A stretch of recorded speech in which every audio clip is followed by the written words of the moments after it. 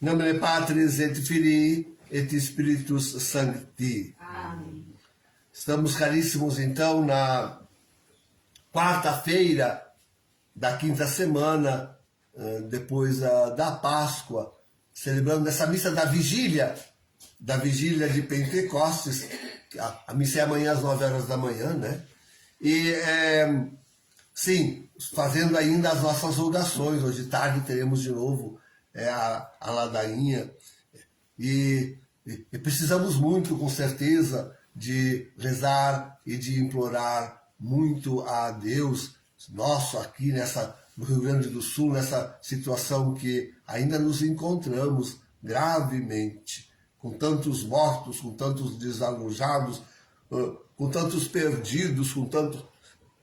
Enfim, é bem próprio que esses 3 dias nós estejamos fazendo essas rogações, esses pedidos a Deus. Claro que os nossos pedidos, as nossas rogações, não são só por causa destas calamidades que agora vieram sobre nós, mas por todas as que logo virão na sequência.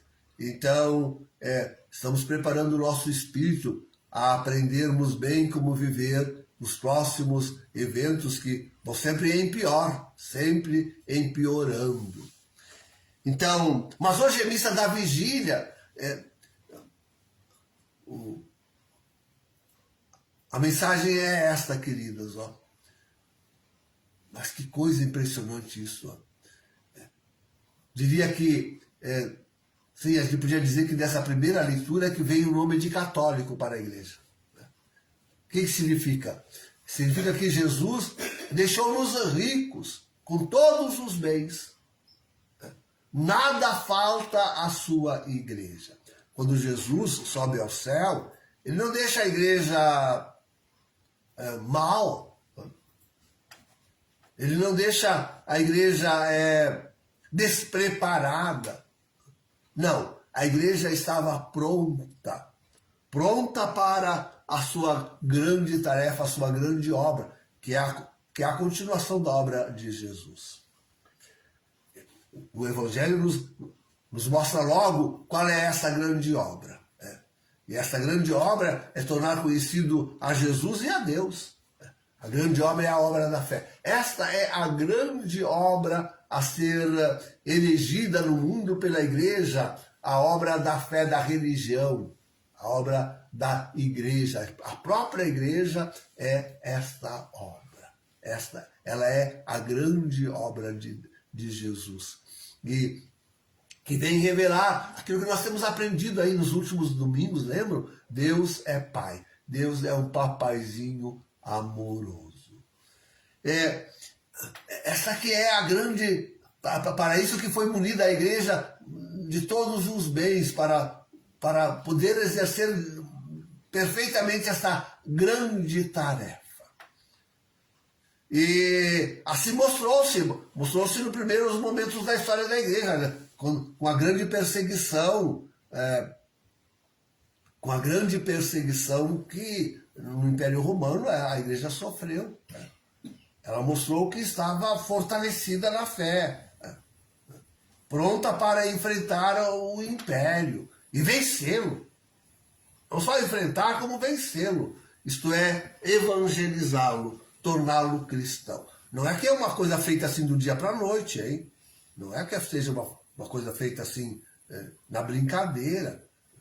Levou sangue de mártires, vidas consagradas, entregues, dedicadas à evangelização, capazes de se desprender de tudo, de todos os bens, dos bens materiais deste mundo, para seguirem o Cristo, na sua tarefa, na sua missão de evangelizar, de dizer ao mundo que Deus é Pai. Dizer ao mundo que Deus é Pai.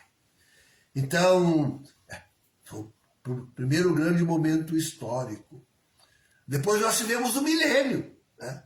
Quanto a igreja mostrou-se rica. Né? Vejam os santos, que figuras de santos grandes e enormes nós temos durante o milênio.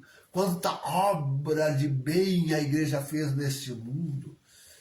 E nós dizemos, e com toda a razão, queridos, que todo o progresso do mundo passou sim pela igreja. Passou sim pela igreja. A educação, a medicina, a ciência, a matemática, tudo passou sim, o direito, as doutrinas sociais, tudo passou pela igreja. Ela que fez as grandes obras de civilização deste mundo. A grande obra de civilização deste mundo foi feita pela igreja. E é influenciada ainda pela igreja que outras civilizações foram se não abraçando, se não compreendendo, se não recebendo toda a fé na qual se fundava, isto é, a fé na divindade de Jesus e no amor carinhoso do Pai, por ela foram influenciadas. Podem ter certeza, o que tem de bom entre os pagãos é semente nossa, semente nossa. Então temos o milênio, o famoso milênio do capítulo 20 de Apocalipse está aí, nessa maravilha que Jesus nos deixou, e com o qual nós somos informando todas as coisas. Agora estamos de novo sob uma arremetida do inimigo, forte, tremenda, terrível. O inimigo vencido se levantou, quer vingança, quer destruição, e está promovendo por isso tudo. Mas aquilo que sempre se diz, o pior é que ele vem desde dentro, dos falsos irmãos, dos falsos católicos, falsos irmãos, falsos católicos. E não é só qualquer um, é desde o cimo, diz Nossa Senhora em Fátima, desde o papado, desde o cimo. Esse antipapa Francisco, sua contra-igreja, seus cardeais, seus bispos, seus padres, inumeráveis, a grande multidão deles, Mas o que eu queria, esse é o ponto que eu queria chegar, mas estamos despreparados, queridos, para viver o fim dos tempos, todas essas catástrofes, a começar pela destruição da igreja e a destruição do mundo, deixou-nos o Senhor preparados para isto? Se nós voltarmos à fé, a confissão que Jesus é Deus, se nós voltarmos à fé, a confissão que o Deus é um Pai amorosíssimo, calcado nisto, nós podemos sim vencer esse último hábito maléfico do maligno que assola a igreja e o mundo. É nós que temos que vencer, fortalecidos nesta fé. Não precisamos de outra coisa. A única coisa que nós precisamos é crer nisto. Jesus é Cristo, Jesus é Deus. E levou vida divina. Jesus, na sua vida humana aqui, levou vida divina. Jesus é Deus. E esta é a vida que nós devemos levar, divina. Levar vida divina neste neste mundo. Quando confessamos que Jesus é Deus, é isso que nós estamos dizendo. Aquele Jesus lá de Nazaré, que viveu como viveu, é Deus. Ele é Deus. Então, a vida que a gente tem que viver é que nem a dele. É a vida divina. E quando nós confessamos que Deus é Pai, Pai amorosíssimo, então nós sabemos que todas as circunstâncias colaboram para a glória de Deus e a salvação dos homens. Tudo que está acontecendo, queridos, mesmo essa terrível catástrofe, essa enchente e todas as que virão na sequência, e tudo aquilo que está acontecendo no mundo, tudo aquilo que é produzido pela mão do homem, da natureza, do que for, tudo isso nós podemos enfrentar e vencer, porque Jesus nos deixou bem armados. A nossa arma é a fé que vence o mundo. Nós podemos vencer porque podemos ensinar e dizer ao mundo, não, é um pai amorosíssimo que está atrás de todas essas circunstâncias, de todos esses acontecimentos. É um pai providentíssimo que está atrás de tudo isto. Ele quer que nós salvemos a fé. E então ele salvará para nós a igreja e o mundo. Ele salvará para nós a igreja e o mundo. Nós temos que guardar simplesmente a fé católica. Só isso é que essa é a nossa grande tarefa. Para ela recebemos o batismo, o crisma, a Eucaristia todos os dias, para ela que nós estamos munidos de todos os bens, todas as riquezas que Cristo Jesus nos deixou, para ela, né? Queridos, agora é o nosso tempo, agora é a nossa hora.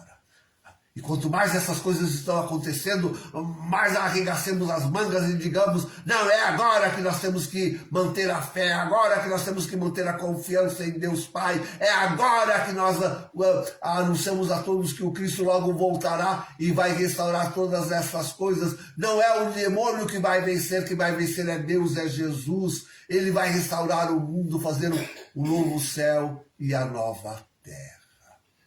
Vai fazer o novo céu e a nova terra.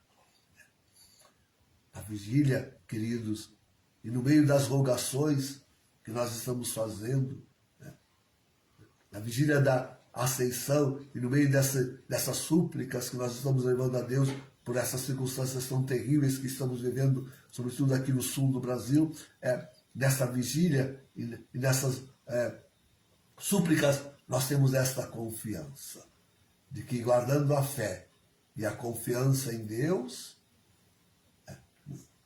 nós vamos ser vitoriosos. E a grande tarefa que Deus nos incumbiu, a nossa tarefa é maior do que aquela dos primeiros cristãos que enfrentaram o Império Romano. A nossa tarefa é maior do que a dos grandes santos que fizeram um milênio. Nossa tarefa é de vencer o demônio na sua última arremetida, a pior de todas elas. A pior de todas elas. Temos que ser vitoriosos. E vamos conseguir, queridos. Vamos vencer.